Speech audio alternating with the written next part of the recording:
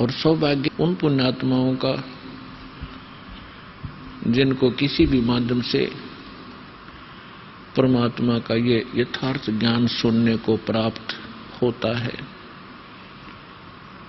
किसी DVD CD के माध्यम से, किसी पुस्तक के माध्यम से।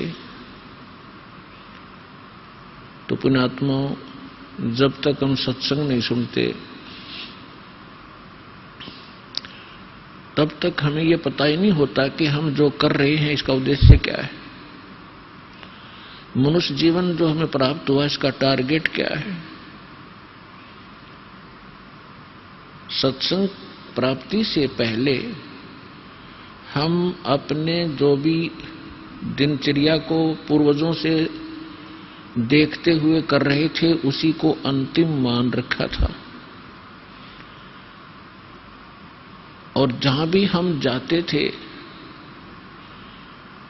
किसी भी मित्र के पास, रिलेटिव नाती के पास या घर गांव अड़ोस पड़ोस में, तो सभी से हमें माया इकट्ठी करने की ट्रेनिंग मिलती थी, उसी की शिक्षा प्राप्त होती थी,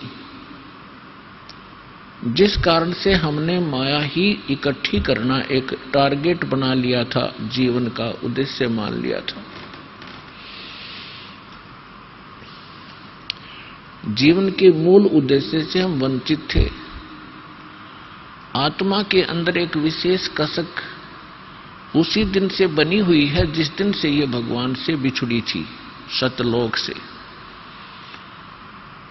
तब तो हम गलती कराए अपनी बालक बुद्धि के कारण, अनजानपने में, क्योंकि वहां हमें सुख गना था, कोई दुख नहीं था। वहां दुख नाम की वस्तु नहीं थी। और यहां भी एक विशेष हमारे अंदर एक अवगुण है कि जब हम सुखी होते हैं परमात्मा से कोसों दूर होते हैं, और जब हम दुखी होते हैं तो परमात्मा को याद करते हैं।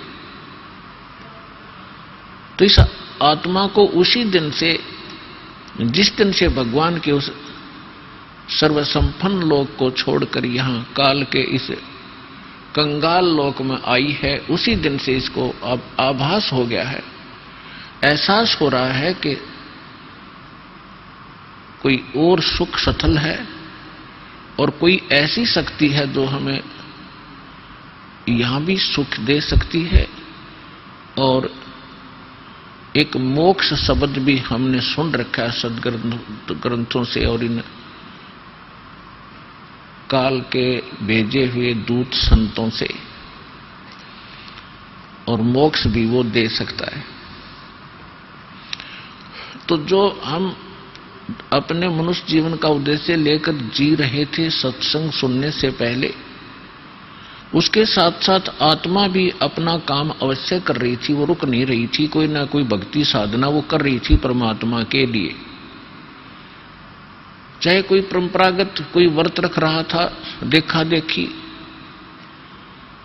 कोई भगवान शिव को पूज रहा था, तो कोई भगवान विष्णु को, कोई भगवान राम और श्री कृष्ण को, या कोई देवी देवताओं मंदिर मूर्ति अवश्य पूजा कर रहा था।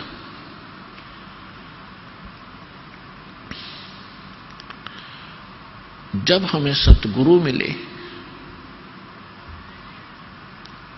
तब ये ज्ञान हुआ कि मनुष्य जीवन किस लिए प्राप्त हुआ था। तो परमात्मा ये यथार्थ ज्ञान जो सत्संग कहते हैं, ये परमात्मा ही आकर बताता है। और परमात्मा के द्वारा दिए गए ज्ञान को सभी सदग्रंथों में कहा है कि वो ज्ञान वास्तविक है, और उसको सूक्ष्म वेदवत कहते हैं। श्रीमद् भगवत गीता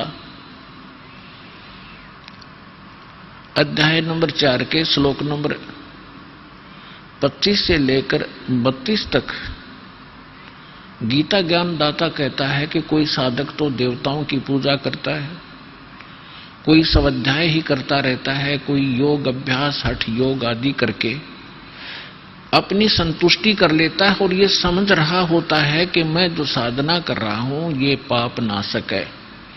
पाप नाशक मीन मोक्षदायक, पाप कटेंगे तो मोक्ष होगा। फिर तुरंत बताया है चौथे अध्याय के 32वें श्लोक में कि वास्तविक यथार्थ ज्ञान विस्तार के साथ सच्चिदानंद घन ब्रह्म की वाणी में कहा गया है। इन यज्ञों की वास्तविक जानकारी, यज्ञ माने धार्मिक अनुष्ठानों की वास्तविक जानकारी यथार्थ विस्तार के साथ ब्रह्म ने मुखे यानी सच्चिदानंद घन ब्रह्म ने, पूर्ण परमात्मा ने, सत्य पुरुष ने, परम अक्षर ब्रह्म ने अपने मुख कमल से बोलकर जो ज्ञान दिया है वो वास्तविक ज्ञान है। उसको तत्व ज्ञान, उसको सूक्ष्म वेद कहते हैं। और उस ज्ञान के समझने के बाद फिर सभी कर्मों से मुक्त हो जाएगा। चौथे अध्याय के 34वें श्लोक में कहा कि उस तत्व ज्ञान को जो भगवान आकर स्वयं बताता है, तत्वदर्शी संतों के पास जाकर समझ, वो तत्वदर्शी संत तुझे उस तत्व ज्ञान का उपदेश करेंगे। फिर जैसे वो बताएं ऐसे करना। यदि तुझे मोक्ष चाहिए और मेरे द्वारा बताए गए इस गीता ज्ञान के अंदर जो साधना मैं बताता हूं, गीता अध्याय नंबर 8 के श्लोक नंबर 13 में अपना मंत्र बताता है, ओम इति एकाक्षरम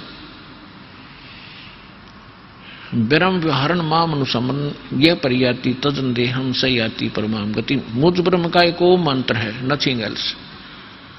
और अंतिम श्वास तक जो इसका सिमरण करता हुआ शरीर छोड़कर जाता है वो इस ओम से मिलने वाली परम गति को प्राप्त होता है। ओम से मिलने वाली परम गति क्या है? ब्रह्मलोक। गीता अध्याय नंबर 8 के श्लोक नंबर 16 में कहा है कि ब्रह्मलोक पर्यंत, ब्रह्मलोक तक जितने भी साधक वहां गए हैं सभी पुनरावृत्ति में हैं, उनका जन्म मृत्यु सदा बना रहता है।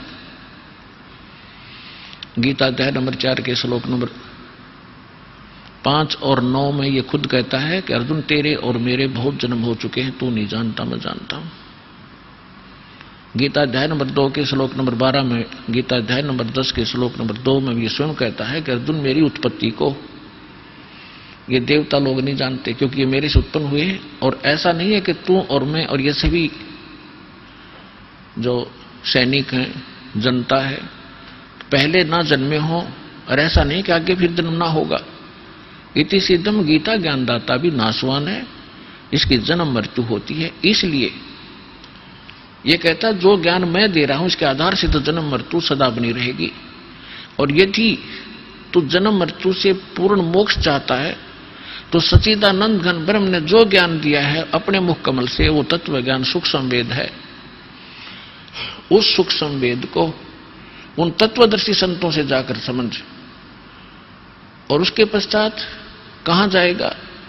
गीता अध्याय नंबर 15 के श्लोक नंबर 4 में, गीता अध्याय नंबर 15 के श्लोक नंबर 1 से 4 में स्पष्ट किया है, तत्वदर्शी संत की पहचान भी बताई है कि उल्टे लटके हुए संसार रूपी इस वृक्ष के सभी विभाग जो बताएगा, तना कौन है, डार कौन है, शाखा कौन है, पत्ते क्या है, सवेदविद वो तत्वदर्शी संत है। उसके पश्चात परमेश्वर के उस परम पद की खोज करनी चाहिए जहां जाने के बाद साधक फिर लौट कर कभी संसार में नहीं आती, उनका पूर्ण मोक्ष होता है। गीता अध्याय नंबर 18 के श्लोक नंबर 62 में कहा कि अर्जुन तू सर्वभाव से उस परमेश्वर की शरण में जा, सच्चिदानंद घन ब्रह्म की शरण में जा, उसकी कृपा से ही तू परम शांति को और सनातन परम धाम को प्राप्त होगा, जहां जाने के बाद फिर लौटकर कभी संसार में जन्म मृत्यु में नहीं आएगा। तो जो प्रसंग चल रहा है कि यथार्थ ज्ञान परमात्मा ही स्वयं आकर बताते हैं, वो परम अक्षर ब्रह्म चारों वेदों में, और चारों वेदों का निष्कर्ष श्रीमद् भगवत गीता में, इनमें इनकम्प्लीट नॉलेज है, इनकम्प्लीट स्पिरिचुअल नॉलेज है, आध्यात्मिक ज्ञान है।